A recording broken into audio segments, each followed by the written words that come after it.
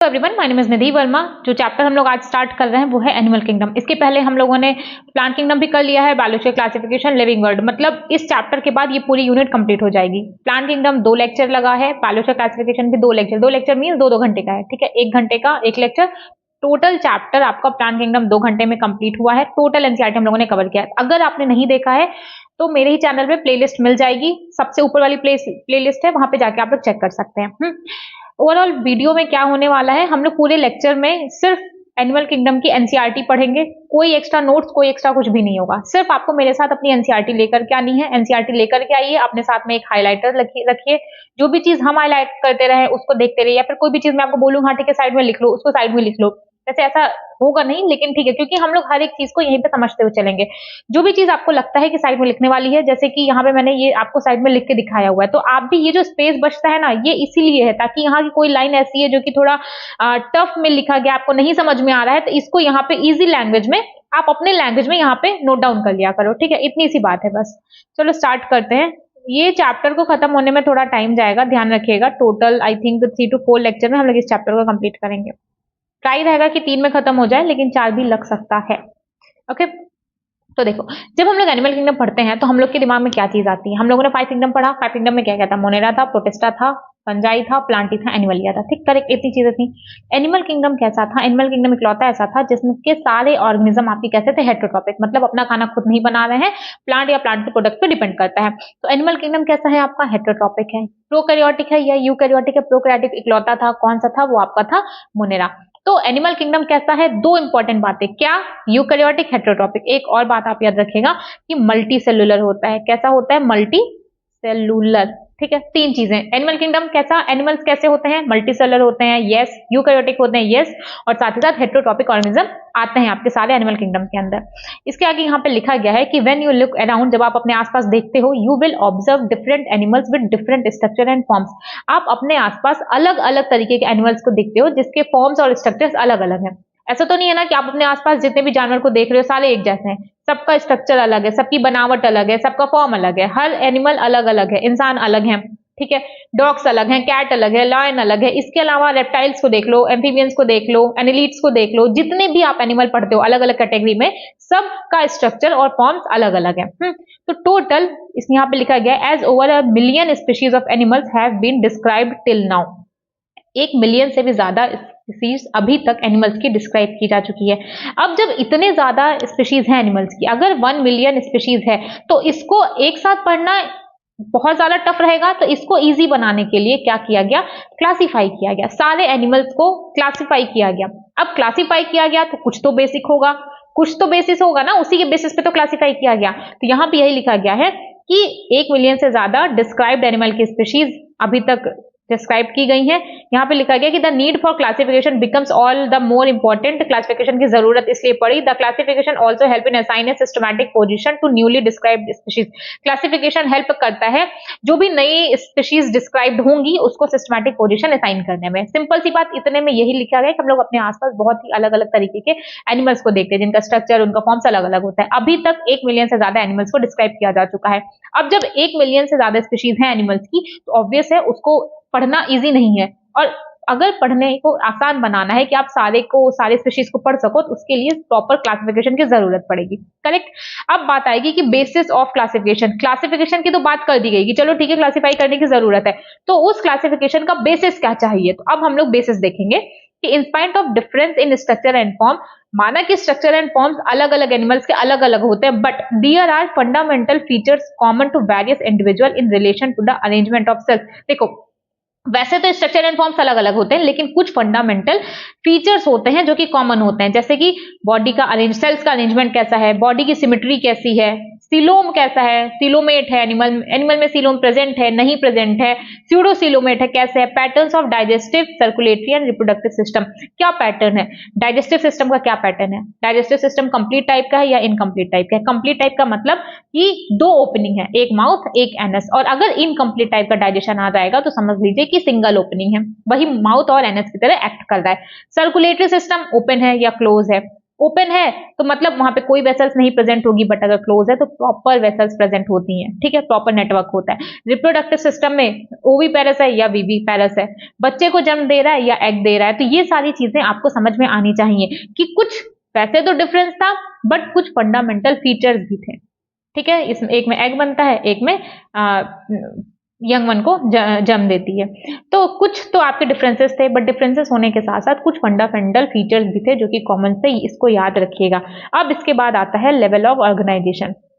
अब बेसिस दे दिया गया, अब इसी बेसिस पे हम लोग एनिमल्स को क्लासिफाई करेंगे, जिसमें से कुछ यहाँ पे दिए गए हैं, जिसमें से पहला स्टार्ट होता है लेवल ऑफ ऑर्गेनाइजेशन। किस तरीके से सेल्स अरेंज्ड है, किस तरीके से सेल्स अरेंज्ड है, इस बेसिस पे एनिमल्स को क्लासिफाई किया गया। तो देखो, तो all the members of animalia are multicellular, animalia के सारे मेंबर्स आपके मल्टीसेलुलर होते हैं, करेक्ट, इतनी बात समझ में आ गई, सारे मल्टीसेलुलर होते हैं। All of them do not exhibit the same pattern of organisation of cells, सबके जितने भी एनिमल्स प्रेजेंट हैं, ठीक है, सब लोग सेम पैटर्न का ऑर्गेनाइजेशन सेल्स का नहीं एग्जिबिट करते। सब में जो सेल्स का अरेंजमेंट है, सिंपल सोचो, कुछ होंगे जिसमें सेल्स होंगे, कुछ होंगे जिसमें टिश्यू होंगे, कुछ में वही टिश्यू मिलकर ऑर्गन बना लिए होंगे। यही चीज यहाँ पे लिखी गई है कि माना कि सारे एनिमल्स आपके कैसे हैं, सारे एनिमल्स आपके मल्टीसेलुलर हैं, लेकिन सारे जो एनिमल्स हैं उनमें जो सेल्स का ऑर्गेनाइजेशन है वो सेम नहीं होता, वो सेम नहीं होता है। फिर नेक्स्ट लाइन लिखी गई है यहाँ पे कि for example in sponges, sponge की बात की जा रही है, in sponges the cells are arranged as loose cell aggregate,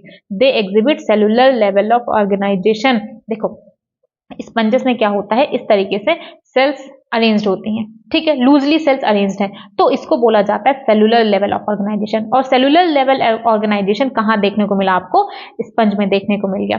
अब एक बात बताओ, जैसे यहाँ पे लूजली सेल्स अरेंज्ड हैं, ठीक है, तो यहाँ पे एक सेल को काम दे दिया गया कि भाई तुम जाओ डाइजेशन करा दो, एक सेल को काम दे दिया गया तुम जाके सर्कुलेशन करा लो, एक सेल को काम दे दिया जाके तुम रिप्रोडक्शन करा दो, एक सेल को काम दे दिया जाके तुम अपना रेस्पिरेशन में काम कर लो, ठीक है। मतलब हर एक सेल को जब अलग अलग फंक्शन दे दिया जाता है तो उसी को एक टर्म दिया जाता है डिवीजन ऑफ लेबर। तो डिवीजन ऑफ लेबर कहां पाया जाएगा, जब भी सवाल आ जाए तो आपको टिक करना है कि कहां पे मिलता है, पोरीफेरस में मिलता है, स्पंजेस में मिलेगा, ठीक है। तो यही चीज यहाँ पे लिखी गई है कि some division of labour occur among the cells, इसी सेल्स में डिवीजन ऑफ लेबर देखने को मिलता है।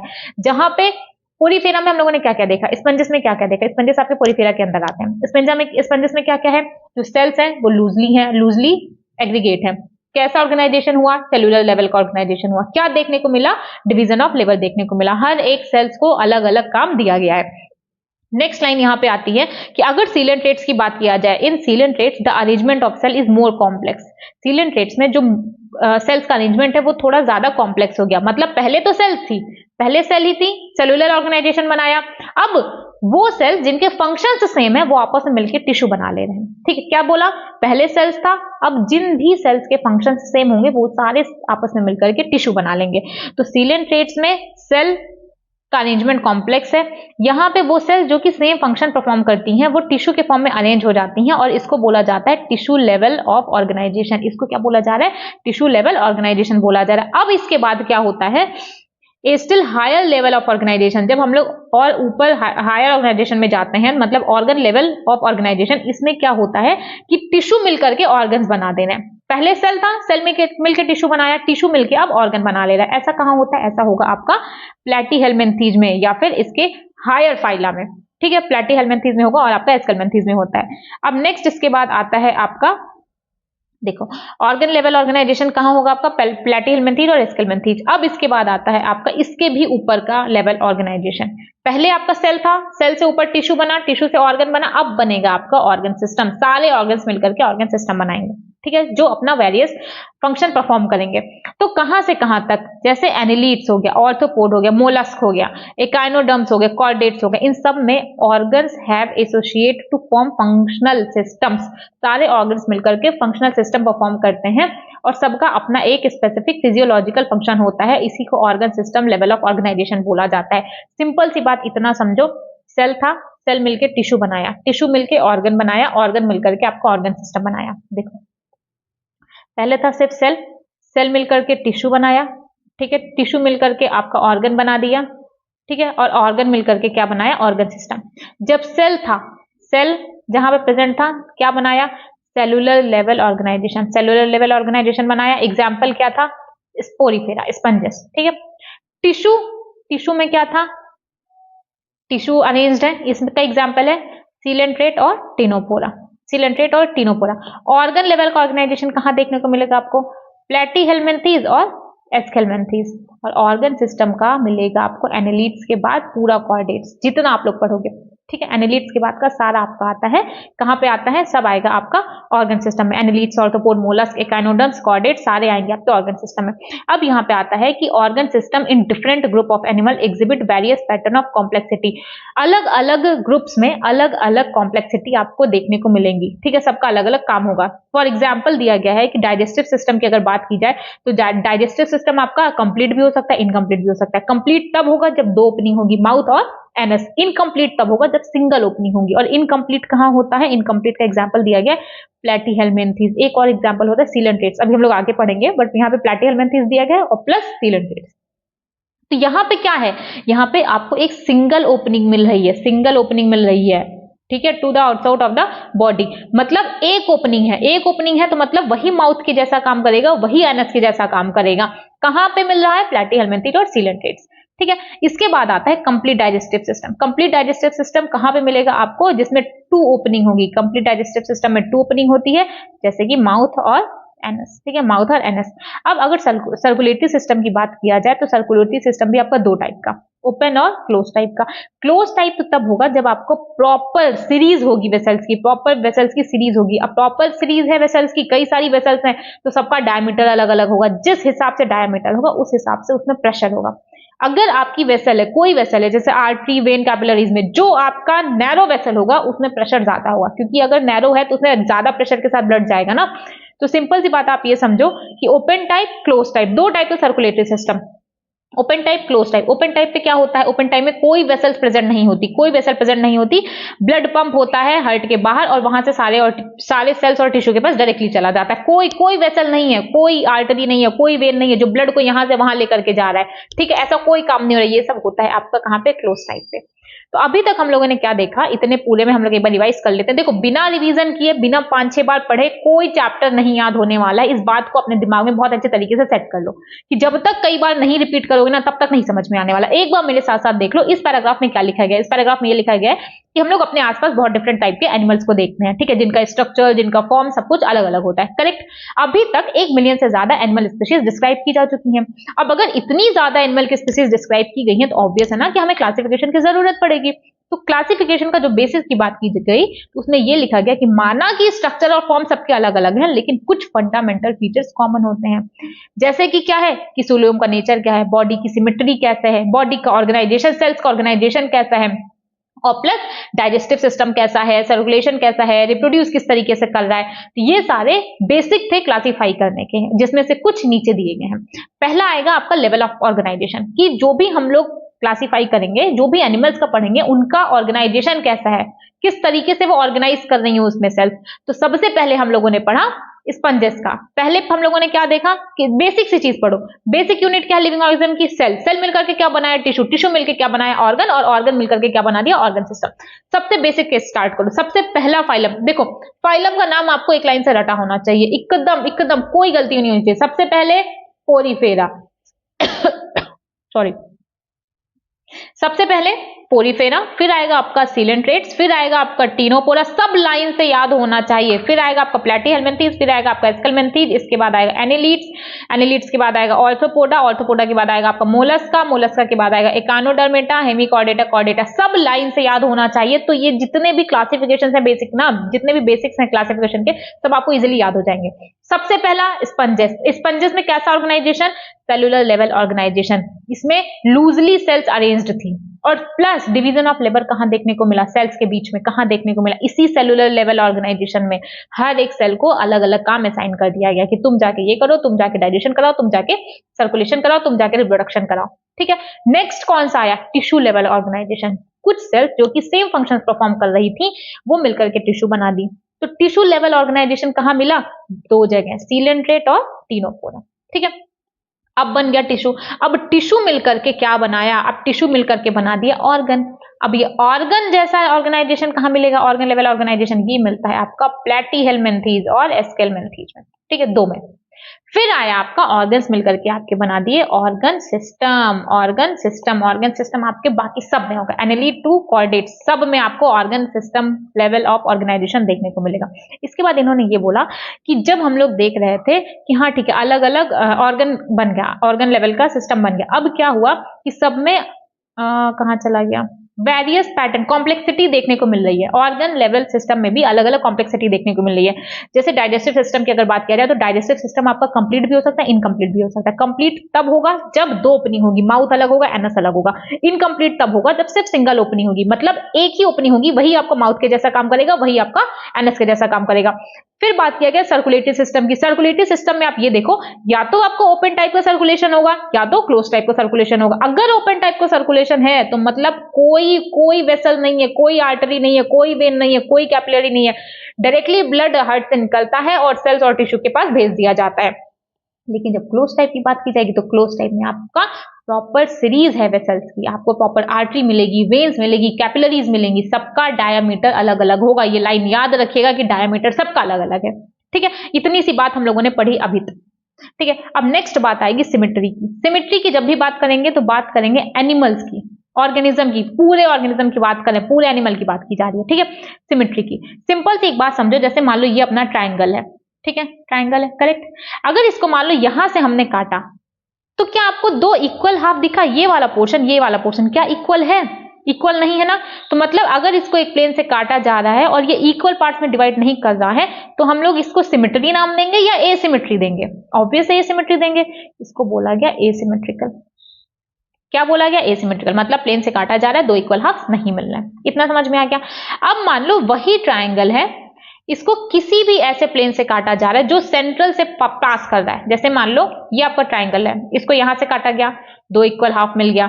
इसको यहां से काटा गया तब भी दो इक्वल हाफ मिल गया। इसको यहां से काटा गया तब भी दो इक्वल हाफ मिल गया। मतलब सेंट्रल से पास होने वाली किसी भी एक्सिस से काटा जाए, दो इक्वल हाफ मिल जाए। ठीक है, इसको बोला जाता है रेडियल सिमेट्री। क्या बोला गया? Radial symmetry. अब बात आएगी तीसरे की। जैसे मान लो ये कुछ है, ठीक है, इसको बीच से जब काटा गया तो एक लेफ्ट एक राइट, एक लेफ्ट एक राइट, दो हाफ्स मिले, एक लेफ्ट एक राइट। इसको बोला जाता है बाइलैटरल सिमेट्री। क्या? Bilateral symmetry. तो टोटल हम लोगों ने कितनी सिमेट्री देखी? तीन। क्या? एसिमेट्रिकल,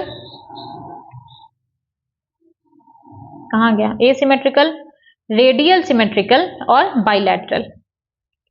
ठीक है, एसिमेट्रिकल का एग्जांपल क्या है? एसिमेट्रिकल का एग्जांपल है आपका स्पंजेस, पोरीफेरा। ठीक है, रेडियल सिमेट्री क्या थी? जिसको किसी भी प्लेन से काटो जो सेंट्रल एक्सिस से पास हो रहा है और टू इक्वल आइडेंटिकल हाफ में डिवाइड कर दिया जाए। रेडियल मतलब क्या होता है? रेडियल आप अपने दिमाग में सिर्फ समझने, देखो एसिमेट्रिकल दिमाग में समझने के लिए बैठाओ। एसिमेट्रिकल क्यों बोला जा रहा है? ऑब्वियस है ना, क्योंकि दो इक्वल हाफ नहीं बन रहे होंगे। सबसे पहला फाइलम कौन है? स्पंजेस। स्पंजेस को कहां रख दिया गया? एसिमेट्रिकल में।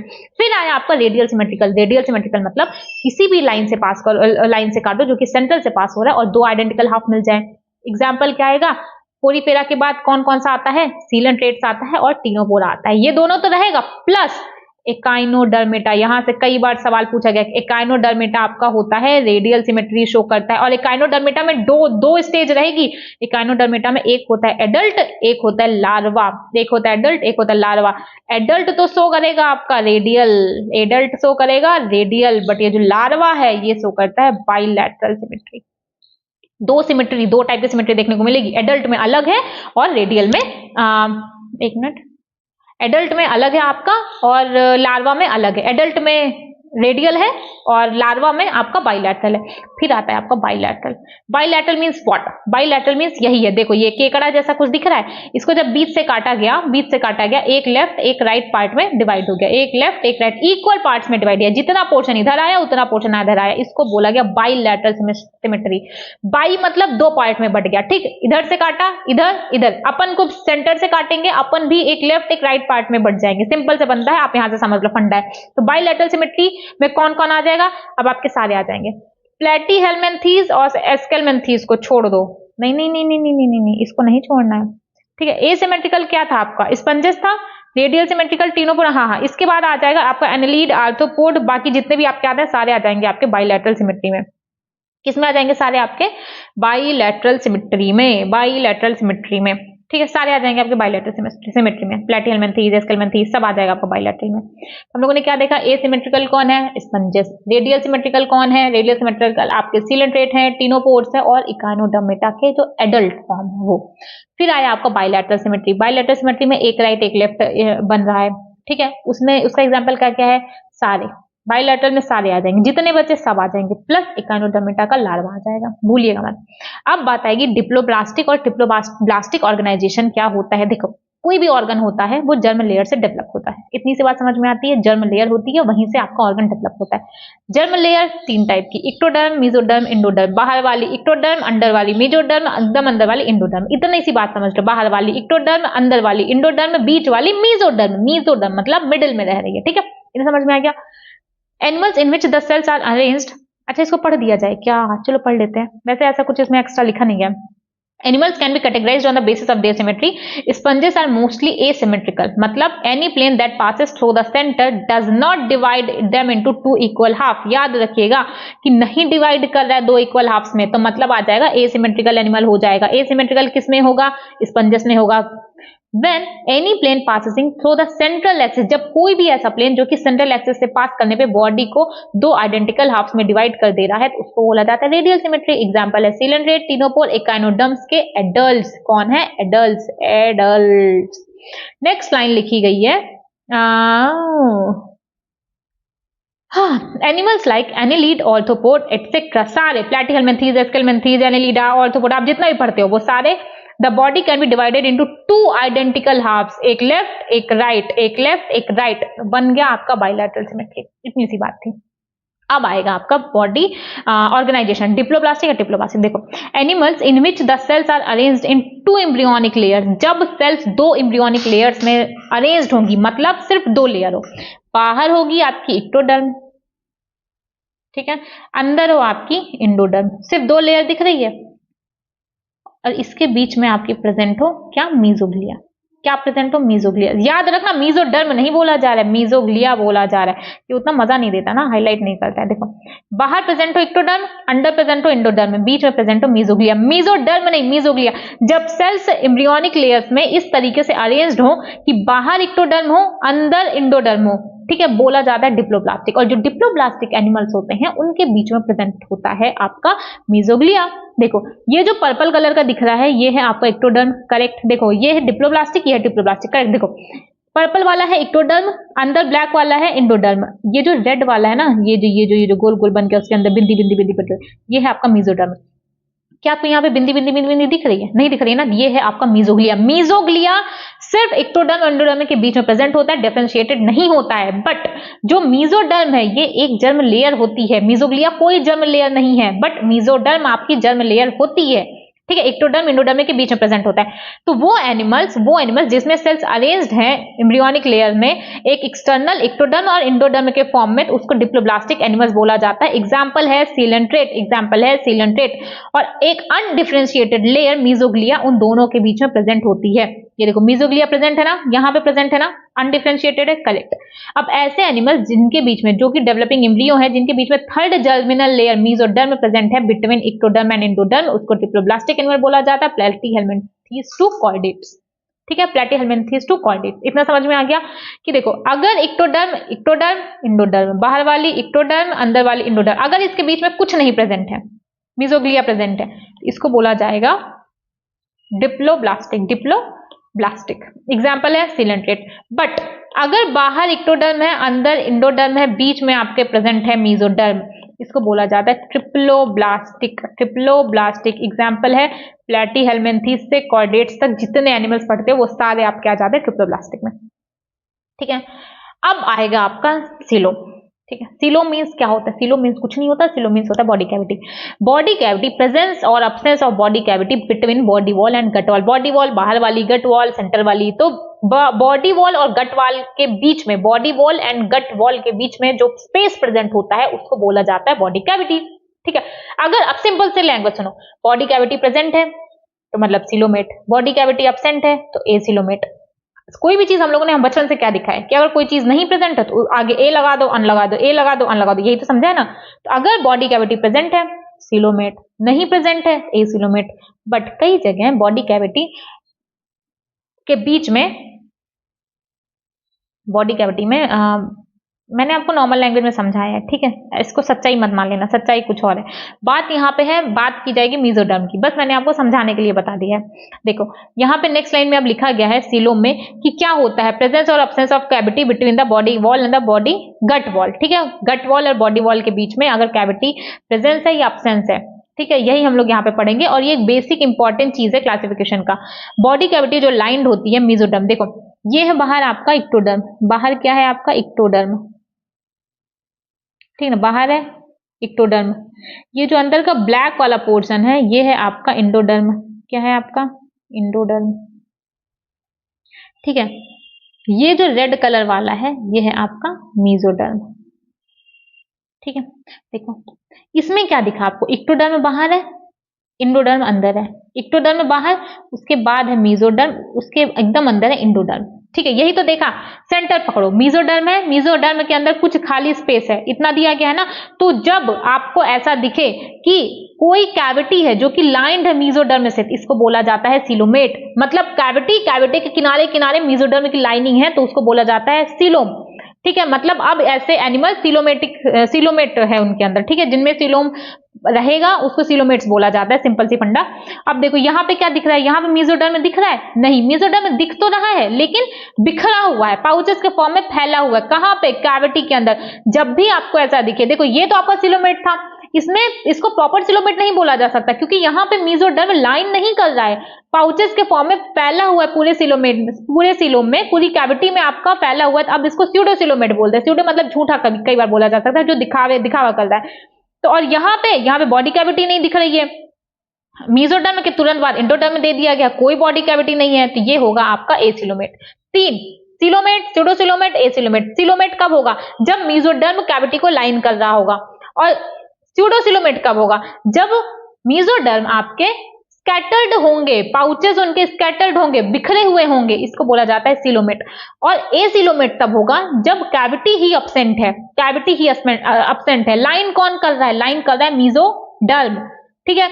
और क्या लिखा गया है, हाँ, सीलोम बॉडी कैविटी कहाँ प्रेजेंट होती है, between body wall and gut wall, ठीक है, ये इंपॉर्टेंट है, किसका, क्लासिफिकेशन का बेसिक है। इसके बाद चलो अब हाईलाइट कर लेते हैं इंपॉर्टेंट चीजों को। देखो the body cavity which is lined by mesoderm, उसको सीलोम बोला जाता है, और ऐसे एनिमल्स को सीलोमेट्स बोला जाता है। Example annelid, mollusc, arthropod, echinoderm, hemichordate, chordates. Simple सी चीज, एनिलीड्स के बाद के सारे। इसके बाद आएगा कि कुछ एनिमल्स में ऐसा होता है कि जो बॉडी कैविटी होती है not lined by mesoderm, mesoderm से लाइन नहीं होती है, बल्कि मेसोडर्म स्कैटर्ड होते हैं पाउचेस के फॉर्म में in between ectoderm and endoderm. Example है स्यूडोसीलोम, और एग्जांपल होता है स्यूडो एस्केलमेंथीज।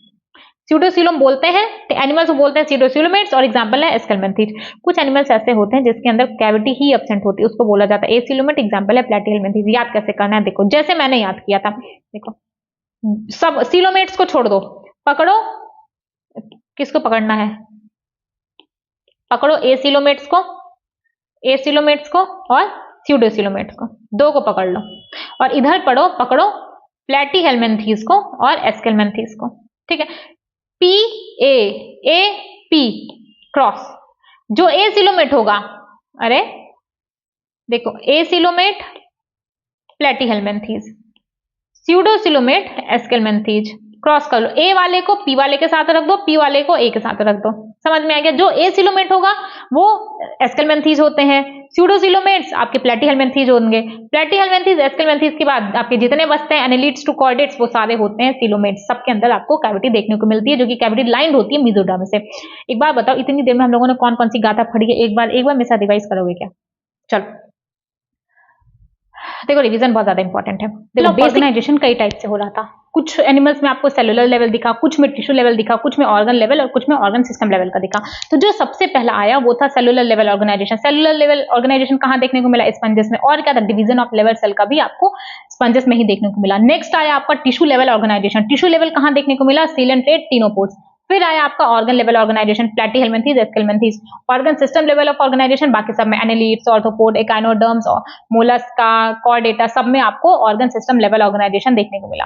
इसके बाद ये आया कि डाइजेस्टिव सिस्टम दो टाइप के थे, कैसे, कंप्लीट और इनकम्प्लीट। कंप्लीट डाइजेस्टिव सिस्टम वो होगा जहां पे माउथ और एनस के लिए दो अलग अलग ओपनिंग होगी, और इनकम्प्लीट डाइजेस्टिव सिस्टम वो होगा, इनकम्प्लीट नाम से ही दिख रहा है ना यार, इनकम्प्लीट है, अगर इनकम्प्लीट है तो मतलब सिंगल ओपनिंग होगी, माउथ और एनस के लिए सिंगल ओपनिंग होगी। फिर आया आपका सर्कुलेटरी सिस्टम कैसा होता है, दो टाइप का, close type, open type. Open type means अब वहां पे जब ब्लड पंप हो रहा है तो उसके लिए कोई वेसल्स नहीं है, कोई वेसल, कोई कुछ नहीं, डायरेक्टली सेल और टिश्यू में डायरेक्टली ऑर्डर कर दिया जाता है। क्लोज टाइप मतलब प्रॉपर सीरीज है वेसल्स की, अलग आर्टरीज हैं, वेन्स है, कैपिलरीज हैं, और सबका डायमीटर अलग अलग रहेगा। फिर बात हुई सिमेट्री की। सिमेट्री, एनिमल्स की सिमेट्री क्या है, किस तरीके से काटने पे कैसा रिजल्ट आ रहा है। तो मान लो कोई एनिमल है, अगर उसको डिवाइड किया जा रहा है इस तरीके से, किसी इक्वल हाफ में नहीं बट रहा है, तो इसको बोला जाता है एसिमेट्रिकल एनिमल। एसिमेट्रिकल का एग्जांपल क्या था, स्पंजेस। क्या था, स्पंजेस। फिर आया आपका रेडियल सिमेट्री। मान लो कोई भी एनिमल है जिसको किसी भी प्लेन से काटा जाए सेंट्रल एक्सिस से होते हुए, तो दो इक्वल हाफ बन जाए, तो उस सिमेट्री को बोला गया रेडियल सिमेट्री। रेडियल सिमेट्री में आए तीन, कौन कौन से, सीलेंट्रेट, टीनोपोर और एकाइनोडर्म। एकाइनोडर्म्स में से कौन, एडल्ट या लार्वा, एडल्ट। फिर आया आपका बाइलैटरल सिमेट्री, जिसका एग्जांपल डायग्राम यहाँ पे दिया गया है कि जब सेंटर से एक लाइन पास करते हैं तो सिर्फ दो हाफ्स मिलते हैं, कौन कौन से, एक लेफ्ट एक राइट, एक लेफ्ट एक राइट। जब दो हाफ मिले, लेफ्ट और राइट हाफ मिले, इसको बोला जाता है बाइलैटरल सिमेट्री। बाइलैटरल सिमेट्री में आपके सारे आ जाएंगे, ठीक है, सारे आ जाएंगे। कौन कौन से, एनिलिडा, ऑर्थोपोडा, प्लेटिहेल्मिन्थेस, एस्केल्मिन्थेस, ये सारे हो जाते हैं आपके बाइलैटरल सिमेट्री में, प्लस एकाइनोडर्मेट्स का लार्वा। फिर आया आपका डिप्लोब्लास्टिक और ट्रिप्लोब्लास्टिक ऑर्गेनाइजेशन। क्या होता है कि जो सेल्स अरेंज्ड होती है एम्ब्रियोनिक लेयर में, जब एम्ब्रियोनिक लेयर्स होती है उसमें जो सेल्स का अरेंजमेंट है उसके बेसिस पे बोला गया कि डिप्लोब्लास्टिक ऑर्गेनाइजेशन है या ट्रिप्लोब्लास्टिक ऑर्गेनाइजेशन है। कई बार क्या होता है कि सेल्स सिर्फ दो लेयर बनाती है, बाहर वाला एक्टोडर्म, अंदर वाला इंडोडर्म, बीच में कोई मेसोडर्म नहीं प्रेजेंट होता। तीन जर्म लेयर होती है, ecto, meso, endo, ecto, meso, endo. अगर मीजो एब्सेंट है, दो लेयर है, इक्टोडर्म, इंडोडर्म, तो हो जाएगा डिप्लोब्लास्टिक ऑर्गेनाइजेशन। डिप्लोब्लास्टिक ऑर्गेनाइजेशन कहां पे आपको देखने को मिलता है, कहां पे देखने को मिलता है, सीलेंट्रेट्स में मिलेगा, टीनोपोर्स में मिलेगा। फिर आता है आपका ट्रिप्लोब्लास्टिक एनिमल, जहां पे तीनों जर्म लेयर मिलेगी, इक्टोडर्म, मेसोडर्म, इंडोडर्म, वो मिलेगा आपको प्लेटिहेल्मिन्थेस से लेकर के कॉर्डेट्स तक। फिर आया आपका coelom. Coelom means what, coelom एक कैविटी को बोला जा रहा है, सीलोम कैविटी है, ठीक है, between body wall and gut wall, between body wall and gut wall. Coelom में हम लोग तीन टाइप के एनिमल्स पढ़ेंगे। सीलोम के बेसिस पे एनिमल्स को तीन पार्ट्स में कैटेगराइज किया गया, सीलोमेट एनिमल, एसीलोमेट एनिमल, सीडोसीलोमेट एनिमल, ठीक है।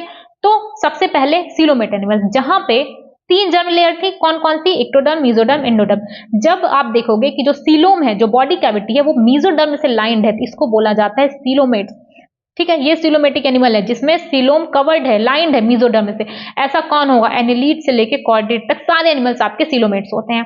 फिर आया आपका स्यूडोसीलोमेट। स्यूडोसीलोमेट में क्या देखा, क्या अब सीलोम लाइंड था, नहीं, अब सीलोम लाइंड नहीं था, बल्कि मेसोडर्म प्रेजेंट था, स्कैटर्ड पाउचेस के फॉर्म में प्रेजेंट था। मेसोडर्म जो प्रेजेंट था वो इस तरीके से बिखरा हुआ था, अब मेसोडर्म बिखरा हुआ था, इसको क्या बोला गया, इसको बोला गया स्यूडोसीलोमेट। एग्जाम्पल क्या है, एस्केल्मिन्थेस। लेकिन कई बार ऐसा होता है कि सीलोम ही एब्सेंट होता है, बॉडी कैविटी ही एब्सेंट होती है। जब बॉडी कैविटी ही नहीं है तो मेसोडर्म लाइन किसको करेगा, जब बॉडी कैविटी ही नहीं है तो उसको बोला जाता है एसीलोमेट एनिमल। एग्जांपल होता है प्लेटिहेल्मिन्थेस, एग्जांपल है प्लेटिहेल्मिन्थेस। फिर आया सेगमेंटेशन। कई बार क्या होता है कि कुछ एनिमल्स के कुछ ऑर्गन्स ऐसे होते हैं जो एक्सटर्नली और इंटरनली सेगमेंट्स में डिवाइड होते हैं। सेगमेंट्स को मेटामर्स बोला जाता है और स्टम को मेटामेरिक सेगमेंटेशन बोला जाता है, और फिनोनिमा क्या है, मेटामेरिज्म है। नोटोकॉर्ड कॉर्डेट्स में प्रेजेंट होंगी, नॉन कॉर्डेट्स में एब्सेंट होती है। अब नोटोकॉर्ड है क्या, नोटोकॉर्ड कैसे डिराइव्ड है, क्या एक्टोडर्म से डिराइव्ड होती है, नहीं। क्या इंडोडर्म से डिराइव्ड होती है, नहीं। कहां से डिराइव्ड है आपकी नोटोकॉर्ड, मेसोडर्मली डिराइव्ड होती है। रॉड लाइक स्ट्रक्चर होता है, डॉर्सल साइड में प्रेजेंट होता है। क्या पूरी लाइफ में प्रेजेंट होगा, नहीं, सिर्फ और सिर्फ एम्ब्रियोनिक डेवलपमेंट के टाइम पे ही आपकी नोटोकॉर्ड प्रेजेंट होती है। इसके बाद ये चार्ट दिया गया है, इसको देख लेते हैं। एनिमलिया कैसा है, मल्टीसेलुलर है। कितने टाइप का ऑर्गेनाइजेशन, चार, कौन कौन सा, cellular, tissue, organ system, correct. चार टाइप का लेवल ऑर्गेनाइजेशन है। सेलुलर लेवल किसमें था, पोरीफेरा में था। पोरीफेरा में क्या सीलोम प्रेजेंट था, नहीं, एसीलोमेट था। सीलोम सिर्फ एनिलीड्स से लेकर के कॉर्डेट्स तक में प्रेजेंट था ना, करेक्ट। हम लोगों ने सीलोम वाले टॉपिक में एस्केल्मिन्थेस से ही तो पढ़ा है, एस्केल्मिन्थेस को छोड़ दो, प्लेटिहेल्मिन्थेस से ही तो पढ़ा है। प्लेटिहेल्मिन्थेस में स्यूडोसीलोम में था, उसके पहले जितने हैं किसी में कैविटी नहीं है। तो पोरीफेरा कैसा, पोरीफेरा एसीलोमेट। पोरीफेरा में सिमेट्री कैसी, स्पंजेस में कैसी सिमेट्री थी, क्या कोई आइडेंटिकल हाफ दिख रहा था, नहीं, एसिमेट्रिकल था, सेलुलर लेवल एसिमेट्रिकल। फिर इसके बाद नेक्स्ट आया आपका टिश्यू, ऑर्गन सिस्टम। ठीक है। अब सिमेट्री बची कौन कौन सी? दो, रेडियल, बाइलेटरल। रेडियल सिमेट्री का एग्जांपल क्या क्या था? रेडियल सिमेट्री का एग्जांपल है सीलेंट्रेट, स्टीनोपोर, एकाइनोडर्मिटा का एडल्ट। ठीक है, रेडियल में आ गया आपको सीलेंट्रेट आ गया, टीनोपोर आ गया, और प्लस एकाइनोडर्मिटा का एडल्ट भी आता है। यहाँ पे तो एकाइनोडर्मिटा का लार्वा की बात की गई है। ठीक है, अब सीलेंट्रेट टीनोपोर में सीलोम कैसा? क्या सीलोम प्रेजेंट है? नहीं, अब्सेंट है। कैसा? एसिलोमेट। एसिलोमेटिक ये भी है, स्यूडोसिलोमेटिक, एसिलोमेट सारे, स्यूडोसिलोमेट प्लेटीहेलमिन्थीज, स्यूडोसिलोमेट एस्केलमिन्थीज, सॉरी, बाकी सारे आपके सिलोमेट एनिमल्स होते हैं। फिर बाइलैटरल आया, बाइलैटरल में आपके सारे आ जाएंगे। टीनोपोर के बाद आपके जितने भी बचते हैं, प्लेटी, एस्केल, एकाइनोडर्म्स, मोलस्क, सारे एनिलीड सारे आ जाएंगे आपके बाइलैटरल सिमेट्री में। अब बाइलैटरल सिमेट्री में भी कुछ एसिलोमेट्स होंगे। अगर एसिलोमेट है तो एसिलोमेट कौन होगा? एसिलोमेट होगा आपका प्लेटीहेलमिन्थीज। कुछ आपके स्यूडोसिलोमेट्स होंगे। स्यूडोसिलोमेट्स कैसे होंगे? एस्केलमिन्थीज। फिर कुछ होंगे आपके सीलोमेट्स, जिसमें आपका ट्रू सीलोम प्रेजेंट होगा, मतलब सीलोम लाइंड आपकी मेसोडर्म से किसमें होगा? एनिलीड से लेके कॉर्डेट तक सारे में होगा। देखो, अगर आपको एनिमल किंगडम याद नहीं होता ना, तो आप लोग कमेंट में जाके मुझे मैसेज करिएगा, क्योंकि मुझे एनिमल किंगडम लर्न कराने में मुझे बहुत मजा आता है। बट देखो, मेरे पास ऐसी कोई ट्रिक नहीं है ना, हम कभी ट्रिक से लर्न कराएंगे। सिंपल है, लाइव आएंगे, लाइव में हम बोलेंगे, आप बोलिएगा, फिर आप बोलिएगा, फिर हम सुनेंगे, इस तरीके से होगा, तभी लर्न होता है। मेरे साथ मत करो, क्योंकि मेरे साथ पॉसिबल नहीं है, लाइव में भी पॉसिबल नहीं है, सिर्फ हम बोल सकते हैं। कोई भी आपका दोस्त हो, दोस्त नहीं भी, आप अकेले भी रह रहे हो, तो भी आप अकेले एनिमल किंगडम के एग्जाम्पल्स रट सकते हो और कभी नहीं भूलोगे। देखो, मेरा ऐसा मानना है कि जितना ट्रिक लगाओगे उतना कंफ्यूज होगे। लाइफ को थोड़ा सिंपल रखो, क्योंकि देखो, पढ़ने को बहुत कुछ पढ़ना है। कहाँ कहाँ ट्रिक लगा लोगे आप, कहाँ कहाँ आप ट्रिक लगा लोगे, कहाँ कहाँ, मतलब फंसोगे, डेफिनेटली फंसोगे। कुछ चीजों में देखो चल जाता है, जैसे मैंने क्या बोला कि एसिलोमेट है, एसिलोमेट को मैंने कैसे याद किया है? एसिलोमेट है और स्यूडोसिलोमेट है। ठीक है, आज के टाइम पे शायद हम वो भी नहीं करते, बहुत जब मैंने पहली बार पढ़ा रहा होगा फाइलम, तब से याद है। एसिलोमेट है, स्यूडोसिलोमेट है, तो स्यूडो के सामने पी के सामने ए रख दिया गया। स्यूडोसिलोमेट का एग्जांपल हो गया एस्केलमिन्थीज। एसिलोमेट का ए है तो इसके सामने रख दो पी वाला प्लेटीहेलमिन्थीज। इस तरीके से मैंने याद किया था।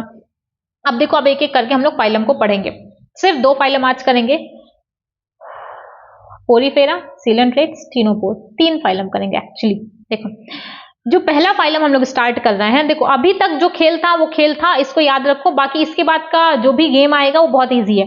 पहला है पोरीफेरा। पोरीफेरा के जो मेंबर्स होते हैं उसको स्पंजेस बोला जा रहा है। स्पंजेस बोला जा रहा है।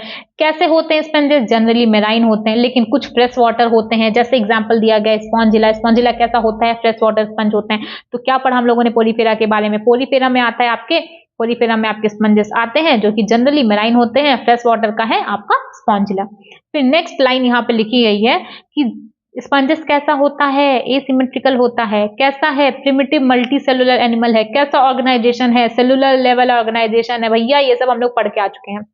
अब स्पंजेस में एक सिस्टम प्रेजेंट होता है, जहां से सवाल आता है, जिसको बोला जाता है water canal system. Water canal system कहां प्रेजेंट होता है? स्पंजेस में। एक टर्म आप लोग सुनोगे, water vascular system. Water vascular system present होगा एकाइनोडर्म्स में, वाटर कैनाल सिस्टम प्रेजेंट होगा आपका पोरीफेरा में। कंफ्यूज मत होगा, वाटर कैनाल सिस्टम पोरीफेरा में, वाटर वैस्कुलर सिस्टम एकाइनोडर्मिस में। अब नेक्स्ट लाइन यहाँ पे लिखी गई है कि जो वाटर इंटर करता है, वाटर इंटर्स थ्रू माइन्यूट पोर ऑस्टिया। ऑस्टिया से इंटर किया, बॉडी कैविटी में गया, स्पॉन्जोसील में, फिर वहां से ऑस्कुलम के थ्रू बाहर चला गया। जैसे मान लो ये कोई स्पंज है, सिर्फ समझाने के लिए बताया जा रहा है। इसके बॉडी पे ऑस्टिया प्रेजेंट होते हैं। अरे रुको यार, स्पंज है, इसकी बॉडी पे ऑस्टिया प्रेजेंट है। कैविटी हो गई स्पॉन्जोसील, ये हो गया ऑस्टिया, ठीक है, और ये हो गया क्या था? Osculum.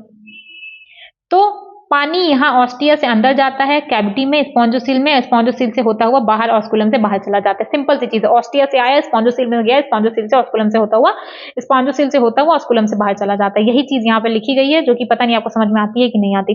The pathway of water transport is helpful in food gathering, respiratory exchange and removal of waste. अब जो पाथवे है वो बहुत सारी चीजों में हेल्प करता है, जैसे कि खाने में हेल्प कर रहा है, और किसमें कर रहा है? रेस्पिरेटरी एक्सचेंज में हेल्प कर रहा है, और किसमें कर रहा है? वेस्ट के रिमूवल में भी आपका हेल्प करता है। कौन हेल्प कर रहा है? जो पाथवे है। कहां से? ऑस्टिया से चला, ऑस्कुलम पहुंच गया, ऑस्टिया फिर स्पॉन्जोसील, फिर आपका आ गया ऑस्कुलम। इतने में हम लोगों ने क्या क्या पढ़ा? हम लोगों ने क्या पढ़ा कि पोरीफेरा में आपके स्पंजेस आते हैं, प्रिमिटिव मल्टीसेलुलर होते हैं, जनरली मेराइन है। एक फ्रेश वाटर स्पंज का नाम लिया, क्या था? स्पॉन्जिला। इसके बाद सिमेट्री की बात की गई, एसिलोमेट एनिमल्स होते हैं। सिमेट्री कैसी है? सिमेट्री कैसी है? एसिमेट्री है ना, कहीं से डिवाइड करने पे कोई इक्वल हाफ नहीं आ रहा था। एसिमेट्रिकल एनिमल्स हैं, एसिलोमेट्स होते हैं, सीलोम प्रेजेंट ही नहीं है इनके अंदर, कहाँ चला गया ये सब। जनरली मेलाइन होते हैं, एसिमेट्रिकल एनिमल्स होते हैं, प्रिमिटिव मल्टीसेलुलर है, सीलोम्स भी नहीं प्रेजेंट होता है, इसमें नहीं लिखा गया अभी I think. Cellular level organisation है, वाटर ट्रांसपोर्ट या वाटर कैनाल सिस्टम प्रेजेंट होता है, वाटर इंटर करता है, पोर्स होते हैं, माइन्यूट पोर्स होते हैं, ऑस्टिया के थ्रू इंटर करता है, बॉडी कैविटी स्पॉन्जोसील में जाता है और ऑस्कुलम से बाहर चला जाता है। अब ये जो पाथवे है वाटर का, ऑस्टिया टू स्पॉन्जोसील, स्पॉन्जोसील से ऑस्कुलम, ये किसमें किसमें हेल्प करता है? फूड गैदरिंग में हेल्प करता है, रेस्पिरेटरी एक्सचेंज में हेल्प कर रहा है, वेस्टेज के रिमूवल में भी ये आपका जो पाथवे है हेल्प करता है। फिर आता है कि देखो हर एक एनिमल में कुछ अपना एक स्पेशलाइज्ड स्ट्रक्चर होता है।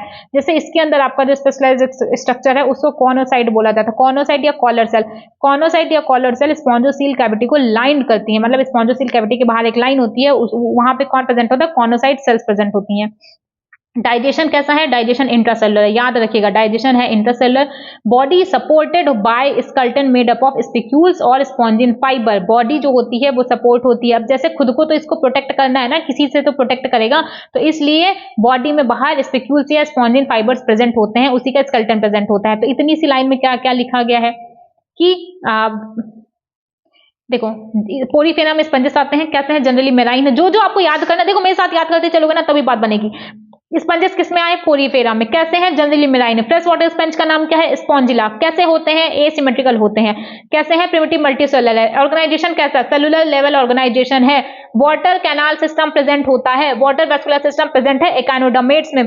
किस तरीके का पाथवे है? इंटर करता है कहां से? ऑस्ट्रिया से इंटर करेगा, बॉडी कैविटी स्पॉन्जोसील में जाएगा, वहां से होता हुआ ऑस्कुलम से बाहर चला जाता है।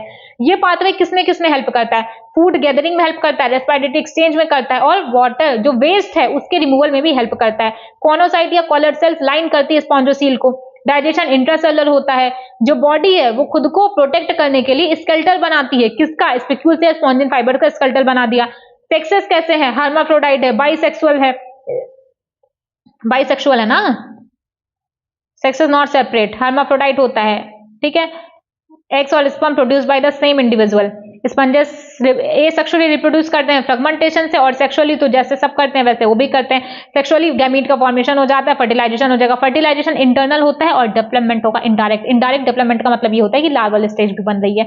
जो लार्वा स्टेज होती है वो एडल्ट से मार्फोलॉजिकली एकदम डिफरेंट होती है। ऐसा नहीं है कि जैसा लार्वा होगा वैसा एडल्ट होगा, नहीं, एकदम देखने में अलग लग रही है। इतनी सी बात थी पोरीफेरा की, मैंने आई थिंक 2-3-4 बार रिवाइज करा दिया। एक बार और करना तो एक बार और कर लो। पोरीफेरा में आपके स्पंजेस आते हैं, स्पंजेस आते हैं, यस आते हैं। कैसे होते हैं?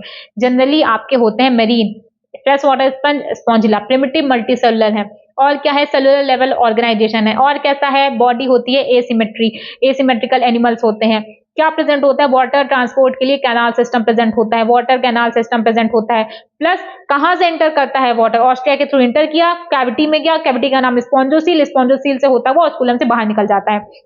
ये पाथवे किसमें किसमें हेल्प कर रहा है? रेस्पिरेशन में हेल्प कर रहा है, वेस्ट के रिमूवल में हेल्प कर रहा है, और फूड की गैदरिंग में भी हेल्प कर रहा है। कॉनोसाइट सेल्स होती हैं इसी स्पॉन्जोसील को लाइन करती है कॉनोसाइट सेल। डाइजेशन कैसा है? इंट्रासेलुलर है। बॉडी खुद को प्रोटेक्ट करने के लिए कुछ स्पिक्यूल से कवर्ड होती है, स्पिक्यूल से इसी को स्पॉन्जिन फाइबर बोले। सेक्सेस कैसे हैं? हर्माफ्रोडाइट है, सेपरेटेड नहीं है।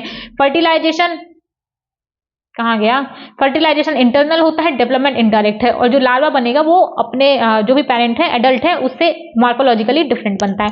एग्जाम ये डायग्राम याद रखिएगा, यहाँ से पूछ सकता है कि ये कौन है, ये कौन है, ये कौन है।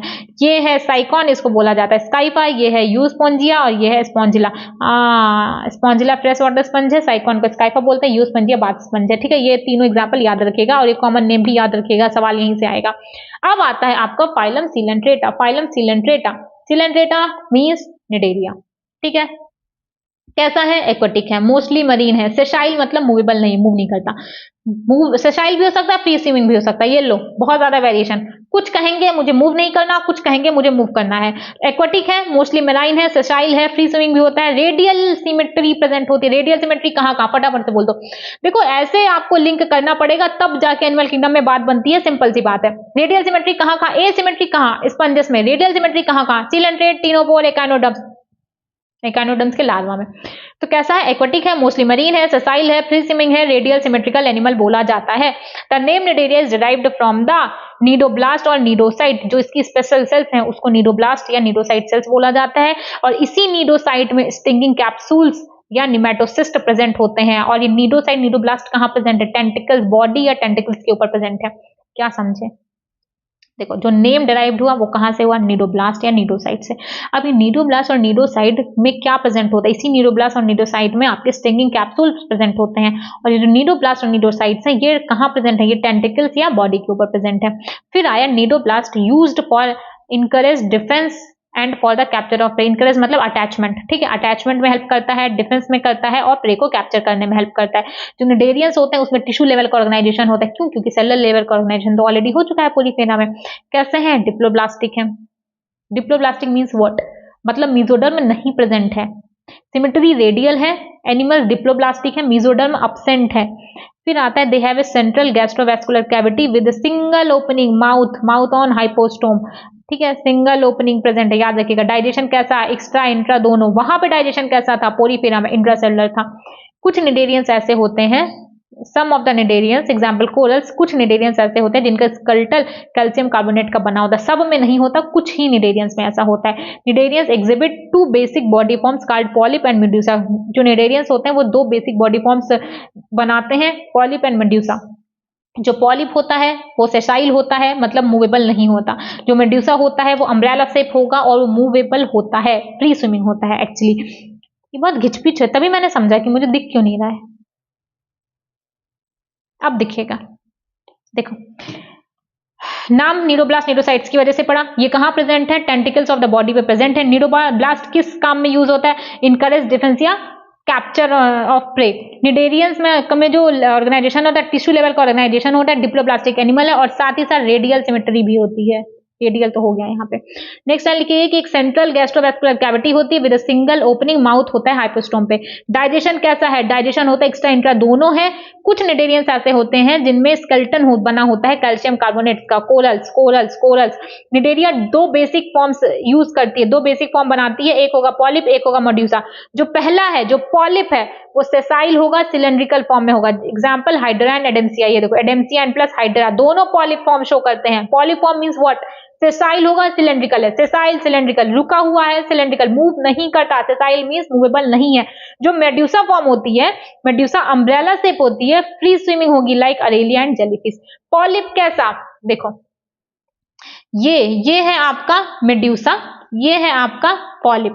ये कैसा होता है, मेड्यूसा है आपका free swimming umbrella shape. Polyp कैसा, पॉलिप है आपका सेसाइल, कैसा, सिलेंड्रिकल, ठीक है। यही चीज यहाँ पे लिखी गई है कि जो पॉलिप होता है पॉलिप सेसाइल होता है, सिलेंड्रिकल होता है। एग्जाम्पल है हाइड्रा एंड एडेम्सिया। और जो मेड्यूसा होता है अम्ब्रेला शेप होता है, एग्जाम्पल है Aralia and jellyfish. Umbrella shape और प्लस फ्री स्विमिंग होगा, मतलब मूवेबल होता है। कुछ निडेरियंस ऐसे होते हैं जिसमें दोनों फॉर्म्स रहती हैं, अल्टर और एक दूसरे को अल्टरनेट करती हैं, उसका नाम है, एग्जाम्पल है ओबिलिया में क्या होता है कि पॉलिप मेड्यूसा को प्रोड्यूस करेगा एसेक्सुअली और medusa forms the polyp sexually. Polyp produces medusa asexually, इसको याद रखिएगा, चेंज करके देगा। Polyp produces medusa asexually, medusa produces polyp sexually. Example क्या है, ओबिलिया। इतने में एक बार बताओ अभी और क्या क्या लिखा गया, याद किया जाए एक बार। सिलेंट्रेट कैसे होते हैं, सिलेंट्रेट्स एक्वाटिक हैं, सेसाइल हो सकते हैं, फ्री स्विमिंग भी हो सकते हैं। सेसाइल कब होगा, मेड्यूसा फॉर्म सेसाइल होता है, कैसा होता है, अम्ब्रेला शेप। फ्री, गलत बोल दिया मैंने, सेसाइल रुका हुआ है, कैसा शेप होगा, सिलेंड्रिकल। फ्री स्विमिंग कौन है, मेड्यूसा है, कैसा शेप है, अम्ब्रेला शेप। ये तो खैर बात की बात है। सिलेंट्रेट में क्या पढ़ा हम लोगों ने, सिलेंट्रेट एक्वाटिक होता है, मोस्टली मरीन है, सेसाइल होता है, फ्री लिविंग भी हो सकता है, सिमेट्री है, रेडियल सिमेट्री। करेक्ट। नाम पड़ा है नीडोब्लास्ट या नीडोसाइट की वजह से। नीडोब्लास्ट और नीडोसाइट कहां प्रेजेंट होते हैं, टेंटिकल्स या बॉडी के ऊपर प्रेजेंट होते हैं। करेक्ट। किस काम में आता है जो नीडोब्लास्ट है, किस काम में आता है, इनकरेज में, डिफेंस में और फूड को, प्रे को कैप्चर करने में। किस तरीके का ऑर्गेनाइजेशन है, टिश्यू लेवल ऑर्गेनाइजेशन है। कैसा एनिमल है, डिप्लोब्लास्टिक एनिमल होता है, डिप्लोब्लास्टिक, क्योंकि डिप्लोब्लास्टिक की बात करेंगे तो वहां पे तो भाई प्लैटिहेल्मिंथेस स्टार्ट कर दिया खेल। फिर आता है कि सेंट्रल में गैस्ट्रोवैस्कुलर कैविटी होती है, माउथ प्रेजेंट होता है, हाइपोस्टोम में सिंगल ओपनिंग। कैसा डाइजेशन, एक्स्ट्रा इंट्रा दोनों, extra cellular digestion intracellular digestion दोनों प्रेजेंट होता है। जो कुछ निडेरियंस होते हैं जिसमें जैसे कि एग्जांपल दिया कोरल्स, उसमें स्केलेटन बना होता है कैल्शियम कार्बोनेट का। एक एक वर्ड याद रखिएगा, क्या सारे निडेरियंस नहीं, some of the cnidarians. Example coral जिसमें skeleton composed of calcium carbonate. Cnidarians दो बेसिक बॉडी फॉर्म एग्जिबिट करते हैं, polyp and medusa. Polyp means what? Polyp means sessile है, सिलेंड्रिकल है। Example hydra and adamsia. Medusa means what? Medusa मतलब movable है, free swimming है और umbrella shape है। कुछ निडेरियंस ऐसे होते हैं जो दोनों फॉर्म को एग्जिबिट करते हैं एंड अल्टरनेशन ऑफ जनरेशन को शो करते हैं। इसी अल्टरनेशन ऑफ जनरेशन को मेटाजेनेसिस बोला जा रहा है। क्या बोला जाता है? Metagenesis. Polyp produce medusa asexually, medusa form the polyp sexually। Example है ओबिलिया। अब इसके बाद एग्जाम्पल रट लीजिएगा। फाइसिलिया का क्या है? Portuguese man of war. C anemone का क्या नाम है? एडेम्सिया। पिनेंटुला का क्या नाम है? सीपेन। गॉर्गोनिया का क्या नाम है? सीपेन। मेनड्राइना का क्या नाम है? Brain coral. मैंने कैसे याद किया था? मैंने कभी कोई ट्रिक नहीं लगाई, हम आपको साफ साफ बताएं। सिंपल सा फाइसिलिया से मैंने याद कर लिया, पी से पी याद कर लिया, फाइसिलिया पुर्तगीज मैन ऑफ। देखो मैंने हमेशा ना दो फाइलम को लेके याद किया था, एक साथ ना सारा याद करने मत बैठो, दो फाइलम को लेके चलो, शायद याद जाएगा। Physalia Portuguese man of war, एडेम्सिया sea anemone.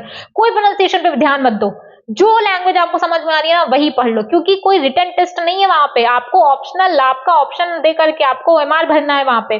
कोई आपसे स्पेलिंग नहीं पूछने वाला। जो लैंग्वेज आपको समझ में आ रही है, जिस तरीके से आप प्रोनाउंशिएट कर पा रहे हो उस तरीके से करो, खत्म बात।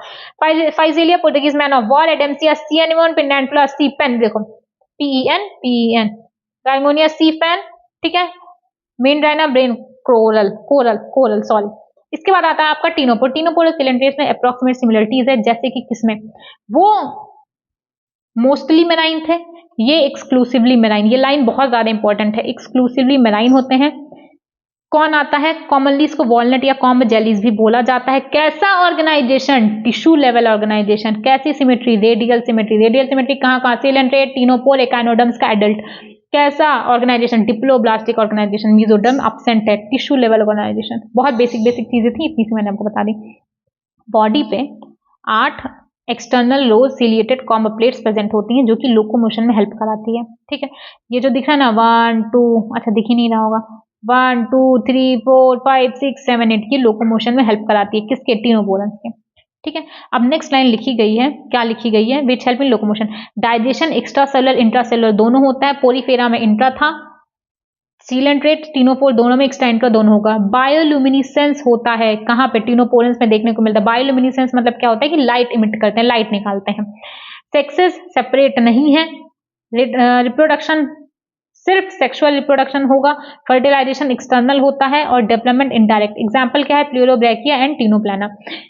इतने में क्या लिखा है? इतने में इतना सा लिखा गया है कि टीनोपोरा को कॉमनली सी वॉलनट या कॉम्ब जेली भी बोला जा रहा है। सी वॉलनट या कॉम्ब जेली बोलते हैं। एक्सक्लूसिवली मेराइन होते हैं। सिमेट्री कैसी है? रेडियल सिमेट्री होती है। टिश्यू लेवल ऑर्गेनाइजेशन होता है और डिप्लोब्लास्टिक ऑर्गेनाइजेशन होता है। दो पढ़ा था, क्या पढ़ा था? डिप्लोब्लास्टिक और ट्रिप्लोब्लास्टिक। डिप्लोब्लास्टिक किसमें था? सिलेंट्रेट्स में था, टीनोपोरा में। ट्रिप्लोब्लास्टिक प्लैटीहेल्मिन्थेस के बाद सारे में था, ठीक है। इतनी सी बात समझ में आ गई। और सीलोमिलोम की बात तो आपकी स्टार्ट ही प्लैटीहेल्मिन्थेस से हुई है। प्लैटीहेल्मिन्थेस एसिलोमेट, प्लैटीहेल्मिन्थेस के पहले के सारे एसिलोमेट, ठीक है। एस्केल्मिन्थेस स्यूडोसिलोमेट। उसके बाद एनिलीड से लेकर के सारा कॉर्डेट सब सिलोमेट, सबके अंदर सिलोमेट प्रेजेंट है। बायोल्यूमिनेसेंस किसमें देखा गया? बायोल्यूमिनेसेंस किसमें प्रेजेंट होता है? टीनोपोरेंस में प्रेजेंट होता है। Bioluminescence means what? बायोल्यूमिनेसेंस एक प्रॉपर्टी होती है लिविंग ऑर्गेनिज्म की, जो कि लाइट को इमिट करता है। इसके बाद बात आई कि सेक्सेस सेपरेट है या नहीं सेपरेट है। हर्माफ्रोडाइट है तो सेक्सेस सेपरेट नहीं है, सेक्सुअल रिप्रोडक्शन होता है बस। फर्टिलाइजेशन एक्सटर्नल होता है, डेवलपमेंट होता है इनडायरेक्ट टाइप का। दो एग्जाम्पल प्लूरोब्रैकिया और टीनोप्लाना। दो एग्जाम्पल प्लूरोब्रैकिया और टीनोप्लाना। कितनी कॉम्प्लेट्स हैं? टोटल 8 कॉम्प्लेट्स हैं। किसमें हेल्प कर रही है? लोकोमोशन में हेल्प कर रही है। मैंने बहुत अच्छे तरीके से देखो कराने की ट्राई किया है, मैंने बहुत बार रिवाइज भी किया है। आई थिंक एक चीज को मैंने 3-4 बार, अगर बहुत बढ़ा चढ़ा के नहीं बोला जाए तो 3-4-5 बार तो मैंने हर चीज को बोला ही बोला है। अगर इसके बाद भी आपको ऐसा लगता है कि मैम 1-2 बार और रिवाइज करा दिया करिए, क्लास खत्म होने के बाद रिवाइज करा दिया करिए, तो आप वो भी कमेंट सेक्शन में जाके बता सकते हो। बाकी नेक्स्ट हम लोग स्टार्ट करेंगे इसी का अगला पार्ट, प्लैटीहेल्मिन्थेस से शुरू करेंगे, देखेंगे कहां तक चलता है। तो कंप्लीट करेंगे, ट्राई करेंगे कि 3 लेक्चर में कंप्लीट हो जाए। देखो मेन प्रॉब्लम है, कंप्लीट हो जाएगा, लेकिन आपको भी टाइम मिलना चाहिए, कि प्रॉपर टाइम मिलना चाहिए रिवीजन करने का। देखो अभी बहुत सारे बच्चे ऐसे हैं, एक बच्चा बोलता है कि मैम एक चैप्टर को 3-4 लेक्चर में कंप्लीट करिए, एक बोलता है कि मैम थोड़ा और फास्ट कराइए। तो देखो दोनों चीजें नहीं पॉसिबल हैं। जिसको फास्ट देखना है आप स्पीड बढ़ा के देख लो, क्योंकि एक चैप्टर में अगर 2 घंटा भी जा रहा है ना, ठीक है, बायोलॉजी क्लासिफिकेशन प्लांट किंगडम में अगर आप 2 घंटा भी नहीं दे रहे हो तो फिर डेफिनेटली आपका कोई ना कोई पॉइंट स्किप होगा। तो इतना टाइम जाना नॉर्मल है। बाकी जिसको ऐसा लग रहा है कि थोड़े और लेक्चर्स लेने चाहिए। तो देखो अभी ना सिर्फ हम लोग एनसीईआरटी कवर कर रहे हैं। हम पूरा टारगेट रहेगा मेरा कि नवंबर तक कंप्लीट हो जाए, ठीक है। उसके बाद हम लोग वापस से, खैर वो सब बात की बात है, बाद में करेंगे। तो जो चल रहा है वही ठीक चल रहा है, सिर्फ एनसीईआरटी कवर करना है, आप मेरे साथ करो। अगर आपको लग रहा है थोड़ा फास्ट हो रहा है तो आप आधे घंटे का लेक्चर लगा लो, वैसे इतना फास्ट है नहीं, आपको हर चीज समझ में आएगी। और बात रही कि जैसे जो बड़े चैप्टर्स आएंगे ना, जैसे मान लो प्लांट फिजियो आ जाए, फोटोसिंथेसिस आ गया, तो उसमें 3-4 लेक्चर लगना नॉर्मल है। रेस्पिरेशन आ जाएगा, उसमें 3 लेक्चर लगेगा। अब बायोलॉजिकल क्लासिफिकेशन प्लांट किंगडम में ऐसा कुछ खास है नहीं जिसके लिए आपको 3-4 लेक्चर दिया जाए। एनिमल किंगडम में भी कुछ खास नहीं है, बस थोड़ा फाइलम्स को लेकर थोड़ा लेंदी हो जाता है, और कोई बात नहीं। अलग अलग एग्जाम्पल्स दिए गए तो उसमें कंफ्यूज ना हो, इसलिए हम रुक जाते हैं कि जैसे आज आपको सारे बेसिक्स पढ़ लेना, नेक्स्ट क्लास लगाने से पहले सारे बेसिक्स पढ़ लेना, सीलेंट्रेट कर लो, टीनोपोरा कर लो, पोरीफेरा कर लो, बस 3 फाइलम कर लो। आपको लगता ना कि आपको एनिमल किंगडम के एग्जाम्पल याद नहीं होते, मेरे साथ याद करते करते चलो। आज हम आपको कह रहे हैं कि सीलेंट्रेट के टोटल 3 फाइलम पढ़े, तीनों को एग्जाम्पल याद कर लो, बस। मतलब सारे बेसिक्स कर लो, एग्जाम्पल से याद कर लो, बाकी नेक्स्ट क्लास में हम लोग जो करेंगे उसको करते चलो। देखो साथ साथ करोगे ना तब मजा आएगा, साथ साथ करोगे तो आपको चीजें लर्न होती हुई चलेंगी। बट अगर आप ये सोचोगे चलो ठीक है बाद में कर लेंगे, कोई अंतर, आप मेरा आज का देख लो, फिर कल किसी और का देखोगे, फिर किसी और का देखोगे, फिर किसी और का देखोगे, इन सबसे ना सिर्फ टाइम वेस्ट होने वाला है और कुछ नहीं होने वाला। थोड़े टाइम बाद अक्टूबर आ जाएगा, वक्त कब बीत जाएगा ना पता नहीं चलेगा। बड़ों को नहीं पता चलता, फिर तो अभी आप लोग छोटे हो, अभी आप लोग 19, 20, 21, 22 साल के हो, तो आपको क्या पता चलेगा। तो टाइम है, उसकी वैल्यू करो, उसको समझो, वक्त निकल जाएगा, हाथ पे हाथ रख के बैठ जाओगे, कुछ नहीं कर पाओगे लाइफ में, यकीन मानो कुछ नहीं। क्योंकि ना जिंदगी में कोई भी आता है, कोई भी चला जाता है, आदमी एक टाइम के बाद ठीक हो जाता है। लेकिन जब वक्त निकल जाता है ना, आप कुछ नहीं बना सकते। ये इकलौती एक ऐसी चीज है धरती पे जो मुझे सेंस होती है, एक टाइम निकल जाने के बाद आपके पास अफसोस करने के अलावा कुछ और बचता नहीं है। और उस टाइम हालांकि अफसोस भी नहीं करना चाहिए, क्योंकि जितना आप अफसोस करोगे आप खुद को डिप्रेशन वाले जोन में लेकर जाओगे। लेकिन अभी आपके पास टाइम है, पढ़िए, मेहनत करिए, मेहनत करके निकलिए। डॉक्टर बनना है बनिए, नहीं बनना है तो तैयारी छोड़ करके जो बनना चाहते हो वो बनो। जिंदगी में अपना एक एम डिसाइड करिए, एक एम सेट करिए, जो आप किसी मम्मी पापा के कहने पे नहीं कर रहे हो, आपका खुद का मन है करने का। चलो ज्ञान की बातें बाद में, ठीक है, इतना कर लीजिएगा नेक्स्ट क्लास लगाने से पहले। बाकी इसके बाद का हम लोग अगली क्लास में करेंगे। ज्यादातर चांस है कि प्लेटीहेलमिन्थीज, एस्केलमिन्थीज, एनालीट्स, ऑर्थोपोड्स कर लेंगे। आई थिंक 3 ही लेक्चर लगेगा जहां तक अब मुझे लग रहा है। ठीक है, चलो ओके, मिलते हैं नेक्स्ट क्लास में। बाकी अगर आपको कोई भी डाउट आता है आप टेलीग्राम चैनल ज्वाइन कर लीजिए। आपको एनसीईआरटी चाहिए तो एनसीईआरटी मेरी लेके क्या ही करोगे, जो हाईलाइट हम कर रहे हैं वही हाईलाइट आप भी करते चलो साथ साथ, बाकी या फिर जो भी आपको समझ में आता है तो खुद से करते चलो, ठीक है। क्योंकि अपना लिखा याद होता है, एक बार आप लिख रहे हो आपके जहन में जा रहा है, फिर आप उसको पढ़ रहे हो, सेकेंड टाइम आपके मन में जा रहा है, तो इसलिए खुद से लिखो, खुद से पढ़ने का ट्राई किया करो, ठीक है। ओके चलो, थैंक यू।